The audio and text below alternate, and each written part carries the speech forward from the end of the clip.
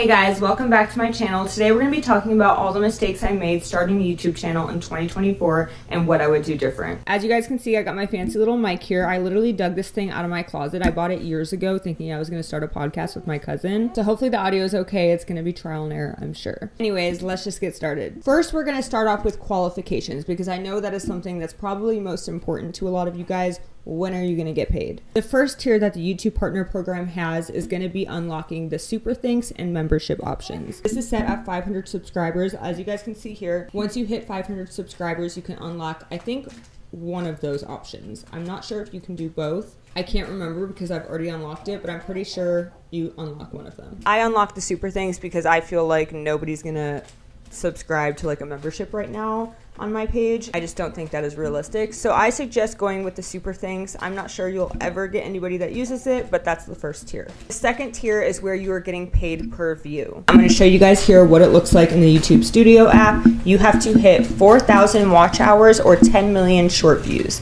Now, short views do not count towards the watch hours. So the reason I have it set up this way is because some channels only post shorts and some people only post long form videos, or they post both. So if you're a channel that plans on only posting shorts, then you will have to hit 10 million short views in order to get paid. Now, if you're a channel that plans on posting both or plans on definitely posting long form, then you will have to hit 4,000 watch hours in your long form videos before you get paid. Hopefully that makes sense because this actually brings me to my first mistake, was posting only shorts in the beginning. I did not realize that the short views did not count towards those 4,000 watch hours. Now I obviously do post long form videos, but that definitely set me back quite a bit not knowing that the short videos did not count. 10 million is a lot of views to hit when you first start out. So that's why I kind of suggest thinking about also doing long form, because in my opinion, it's easier to hit the 4,000 watch hours in long form videos than it is the 10 million short views. Unless of course you just happen to go viral, which does happen to a lot of people. So we can't count that out. You also have to keep in mind that the 10 million short views actually restart every, I think, 90 days.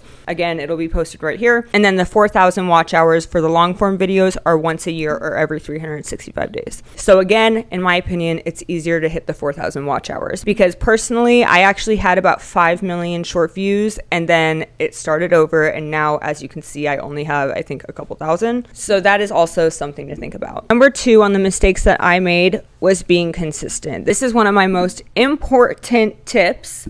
You need to be consistent because the followers that you originally get will unfollow or just won't be engaged if you're not consistent. And then you're just going to be constantly playing catch up. Something that I am still implementing in my life is a schedule. I haven't really gotten there quite yet, but I would say try and post at least once a week, or at least give your subscribers some sort of expectation of posting once a week or on Tuesdays or on Fridays, whatever it is. Find a schedule that works for you and be realistic. I say be realistic because a lot of us have jobs, a lot of us have kids. A lot of us can't set aside hours in a day to filming and editing videos. And that's okay. Be realistic. Can I post once a week? Can I sit down for an hour or two and film the video and then maybe the next day sit down for a couple more hours and edit it? Am I willing to do that? Sorry guys.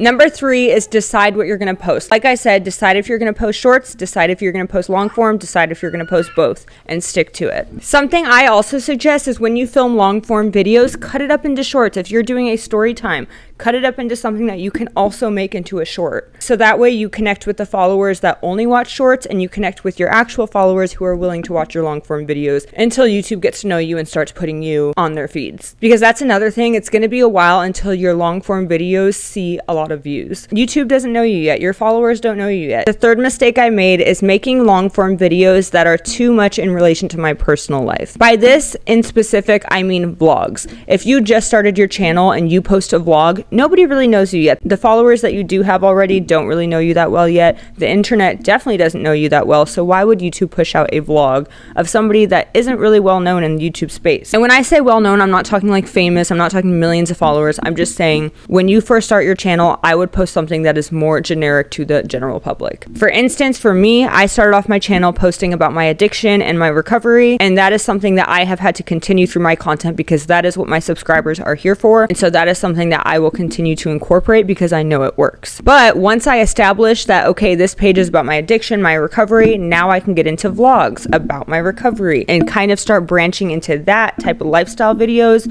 even though I started with addiction. I hope that makes sense. I would just have your followers get to know you first before you start posting things like vlogs. Like I said, this is a video on things that I would have done differently, and that is something I would have done differently. And I am still learning from all these things, by the way. I think I'm at about 4,500 followers right now, and all of these mistakes I'm talking about have hindered my ability to get to the criteria to get paid. So that is why I'm making this video, so that you guys can learn from my mistakes. The fourth mistake I made is being embarrassed. I would not post anything on my TikTok about my YouTube. I have 2 different TikToks, both totaling in about, I think, 65,000 followers between the 2. I did not say a peep when I started my YouTube channel. That is a huge mistake I made. You cannot be embarrassed because likely somebody you know, somebody you've met before is going to see your videos. And that is just the reality of being a YouTuber, influencer, content creator. You have to get over it, and my suggestion is get over it quick, because if you mold your content so that it is appropriate for your friends and family, it is going to, 1, do a disservice to you and do a disservice to your followers. You're gonna have to do it at some point, so it's better to just do it in the beginning so that your content doesn't suffer. Those are the main mistakes I made. Now I'm gonna get into just some general tips on starting a YouTube channel and how to be successful. The last mistake I made starting my YouTube channel is thinking that I needed a camera or good quality equipment. You do not need a good camera. I am right now filming off my iPhone camera. I happen to have this mic. It's my first time using it though. You don't need a mic. Your camera iPhone works fine. I just happen to already have this. I didn't spend money on it to start my YouTube channel. I already had it. Otherwise, I wouldn't have bought one. And that brings me to my main tip. If you want to start a YouTube channel, start now, because there is no better time to start than now. I feel like people say that in every single video, but it's true. You don't need fancy equipment. Your iPhone camera is fine. The cameras these days are insane, and they have such good sound, such good quality.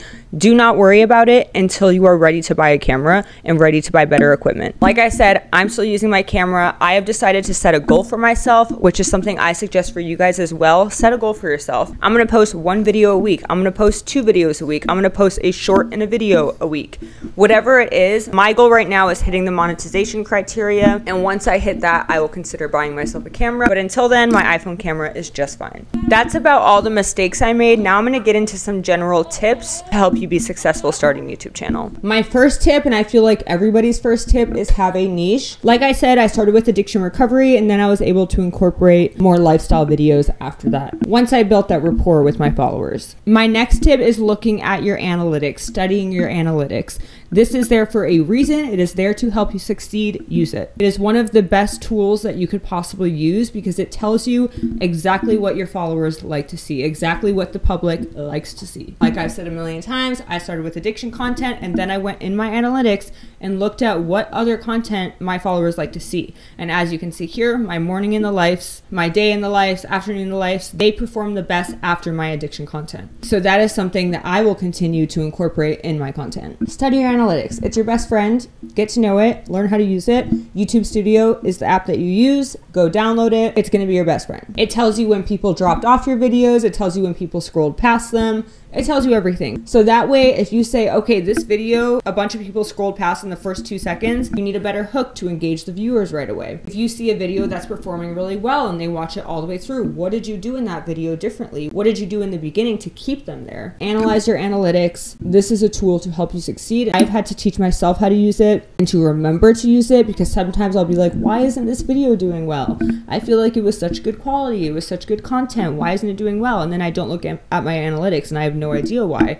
Look at your analytics. It's gonna tell you why. Now, when it comes to your niche, don't box yourself in too much, but then also don't go too general to where you're all over the place. Something I like to think is look at the broader picture. Let's say you like fitness. Okay, you want to do workout videos, you want to do workout routines, you want to do like afternoon in the life and incorporate your gym routine. You can absolutely do fitness, but you can also do wellness. You can also do eating habits. You can also do eat with me, what I eat in a day, things that you do in your free time for wellness, stuff like that. Look at the bigger picture. Like I said, with my addiction content, story times are huge. So not only just doing addiction awareness, milestones and stuff like that, but you can also incorporate story story times so that your followers stay engaged and they get to know you. That's what creates long-lasting followers, is when they get to know you and they feel like, okay, this is my friend, we're talking on FaceTime, we like each other, we're friends. Because ultimately that's what creates long-lasting followers, is followers that are interested in our lives and what we're going to post. And last but not least, you guys, you just have to enjoy it. This is probably my biggest tip, is that if you do not enjoy the process of filming, editing, and posting a YouTube video, it's probably not for you. And that's okay. It's not for everyone. Using myself as an example, I love editing. I love filming. I love the whole process, and that's why it works for me, because I'm okay with doing this for free right now. I'm okay with editing, filming for hours a day with nothing in return, because it's a hobby of mine. It's something I enjoy doing regardless of the money that I'm going to make. And that brings me to my final point, and that kind of ties into my last one.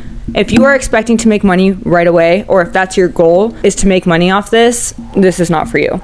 Because you could be in it for years before you see any sort of revenue, any sort of income. And it could be even longer before you're able to replace your current or full-time job with this. So that is just something that I want to drill into your guys' heads. If you do not enjoy the process of making a YouTube video and the hours that you're gonna put into it without making any money, this is not for you. Do not expect to succeed right away. Do not expect to gain a bunch of followers, gain a bunch of views right away, because that's unrealistic. It's not gonna happen. Yes, people do go viral. That does happen pretty often, but it definitely doesn't happen to everyone, so don't expect it. All right, you guys, I hope that helped. I know I'm only at 4,500 followers myself, but I feel like I've had quite a journey since I started a few months back. I'm definitely on this journey for the long run, and I feel like in the last few months that I started my YouTube channel, I've definitely built up a lot of tips and tricks. So hopefully this was helpful for you guys. And if you're a follower and you like these type of videos, definitely let me know in the comments. If you want to be a follower, go ahead and click the button, because I'd love to have you here. Like always, like the video, let me know what you think in the comments, and I love you guys. I'll talk to you later.